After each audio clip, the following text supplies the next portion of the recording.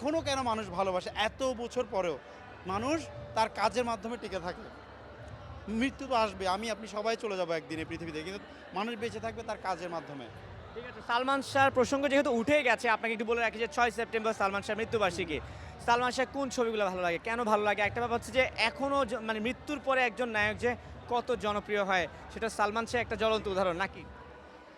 আপনি যদি এখন গুলশান, বনানী বা ধানমন্ডিতে যেখানেই বলেন না কেন, যে ফ্যাশনটা 2025 সালে এসে দেখতে পাচ্ছেন, সেই 20-25 বছর আগে সালমান শাহ তার মুভির মাধ্যমে, তার স্টাইলের মাধ্যমে সেইগুলো দেখিয়ে গিয়েছে। ঠিক আছে? এবং তার প্রত্যেকটা মুভিতে যে পরিমাণ ভালোবাসার একটা কাজ করতো, যেমন তুমি মোর জীবনের ভাবনা, হৃদয়ের সুখের দোলা, এই যে গাছের নিচে বসে একটা ফিল্ম অন্যরকম। এখনও মুভি হয়, এখন ম্যাক্সিমাম মুভিগুলো হয় খুব অ্যাকশন রিলেটেড মুভি হয়, কিন্তু তখনের যে একটা টাচ, 90s এর যে একটা টাচ,